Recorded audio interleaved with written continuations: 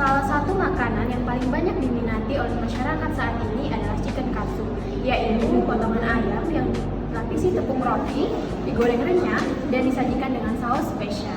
Nah, melihat peluang tersebut, Ibu Maya Ida Purnama mendirikan UMKM Kenkat Chicken Katsu Takashimura pada tahun 2024 di Jalan Lada Ujung 1, Bandar Lampung. Usaha ini menyajikan chicken katsu dengan rasa lezat, harga yang terjangkau, dan pelayanan cepat sehingga mendapatkan minat tinggi dari masyarakat. Dalam operasionalnya, Kenkat telah memanfaatkan teknologi seperti aplikasi kasir gratis, mesin edisi untuk pembayaran kartu, dan pembayaran digital menggunakan sistem QR Code.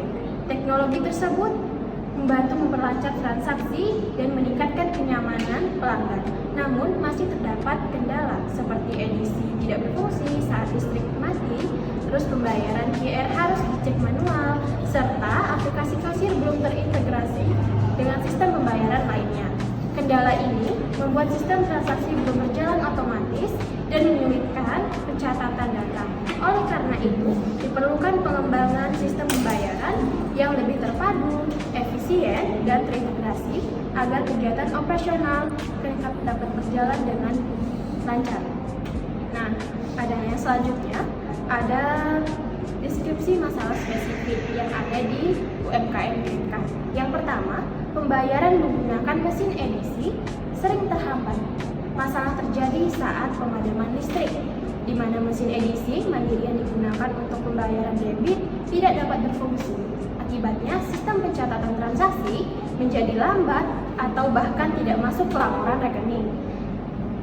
Kondisi ini menghambat proses transaksi dan menimbulkan potensi kesalahan pencatatan. Nah, yang kedua, pembayaran menggunakan QR belum terhubung secara otomatis di aplikasi kasir karena aplikasi kasirnya masih gratis.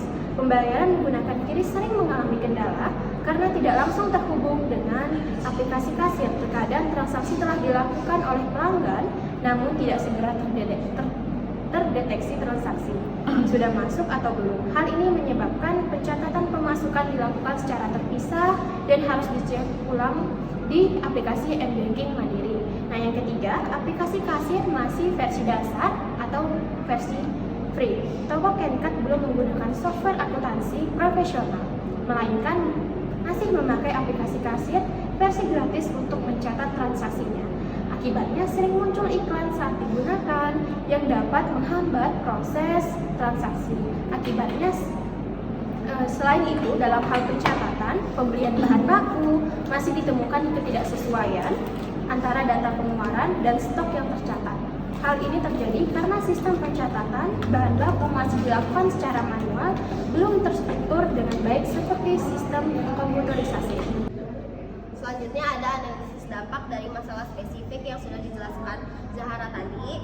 Contohnya pada Kenkat, yang pertama, data keuangan jadi tidak akurat karena pencatatan manual. Yang kedua, operasional menjadi tidak efisien karena masih menggunakan aplikasi gratis dan sering terjadi gangguan pada mesin edisi. Yang ketiga, pelanggan merasa tidak puas karena proses transaksi lambat. Yang keempat, manajemen sulit mengambil keputusan karena data tidak real time. Selanjutnya ada keterkaitan faktor teknologi informasi. Nah, bagian ini menjelaskan peran teknologi informasi dalam mendukung atau menghambat kegiatan operasional serta sejauh mana UMKM sudah menerapkannya. Contohnya pada Kenkat, yang pertama, teknologi seperti Shopee Food dan Kris sudah membantu pencatatan transaksi, namun masih belum terintegrasi dan masih sering error. Yang kedua, UMKM Kenkat belum menggunakan software akuntansi profesional seperti SAP, Accurate, dan MyOB. Yang ketiga, belum memanfaatkan cloud accounting, big data, atau AI. Jadi kesimpulannya, teknologi ini penting, tapi efektivitasnya masih rendah karena keterbatasan integrasi dan biaya. Oke, materi selanjutnya saya akan menjelaskan tentang rekomendasi sistem dan ringkasan temuan penting. Peningkatan sistem kasir saat ini yang digunakan masih versi gratis, yang sering menimbulkan gangguan seperti iklan dan keterbatasan fitur. Untuk meningkatkan akurasi dan efisiensi pencatatan keuangan, kami berencana mengupgrade ke sistem aplikasi kasir berbayar. Dengan sistem ini, proses input transaksi akan berjalan lebih lancar dan kesalahan pencatatan bisa ditekan hingga 70%. Selain itu, kami menargetkan agar pengeluaran operasional tetap terkontrol di bawah 5 juta per bulan dengan masa uji coba selama 1 minggu pertama. Efisiensi juga kami tingkatkan seperti transaksi ditargetkan dapat diinput kurang dari 5 menit. Menggunakan tablet yang sudah tersedia serta dukungan fitur tambahan seperti QR Code, generator internal. Sistem pembayaran terintegrasi dalam hal pembayaran. Kami akan mengadopsi sistem kris terintegrasi dari Bank Mandiri sebagai solusi utama. Keunggulannya adalah proses transaksi yang lebih cepat, aman, dan notifikasi yang langsung diterima secara real time lewat mobil banking. Jika terjadi kendala teknis saat jam operasional, misalnya di waktu sahur, sistem dapat beralih ke mode offline sementara dengan catatan manual yang nanti akan disinkronkan ulang di pagi hari. Target kami adalah pencatatan transaksi 100% dalam 24 jam, tingkat kesalahan di bawah 10%, serta pengurangan kerugian bulanan dari 15 sampai 20 juta menjadi kurang dari 2 juta melalui rekonsiliasi harian. Integrasi penjualan online dan offline. Langkah selanjutnya adalah integrasi penjualan online dan offline melalui satu aplikasi kasir yang terhubung langsung dengan Shopee, Gojek, dan Grab menggunakan platform otomasi seperti Zapier versi gratis. Dengan sistem ini, omset harian sekitar 2 juta akan tersinkronisasi otomatis dan perhitungan laba bisa dilakukan secara langsung berdasarkan selisih harga jual dan beli. Kami menargetkan akurasi omset bulanan hingga 95%. Dengan kecepatan pemrosesan 100 pesanan dalam waktu kurang dari 30 menit, dampaknya efisiensi waktu meningkat hingga 20 jam per minggu. Dan investasi sistem ini diharapkan kembali dalam waktu maksimal 3 bulan. Dukungan dan pengembangan sumber daya manusia.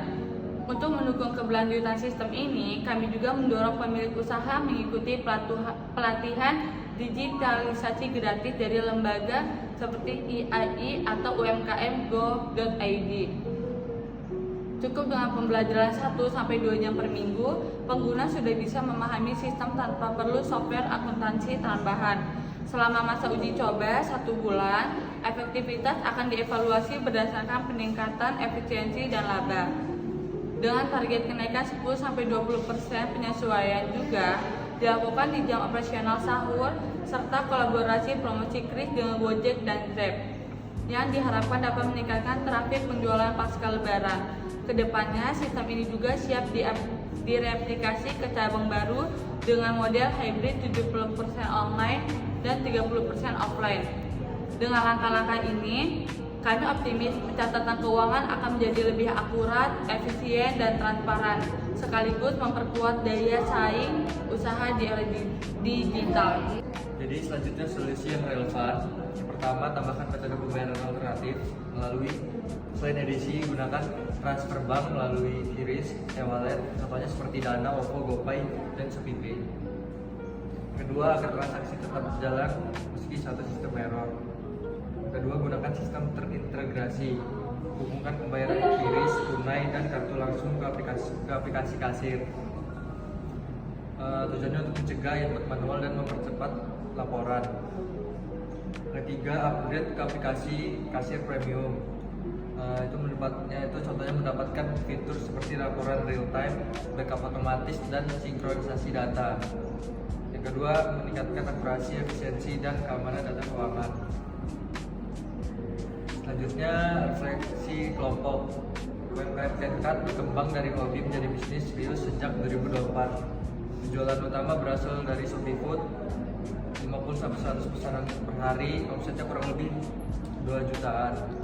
Masalah utama, catatan keuangan belum optimal, aplikasi kasir sering error, data keuangan hanya mengandalkan ShopeeFood, transaksi QRIS dan mobile banking belum tercatat penuh, pembelian bahan baku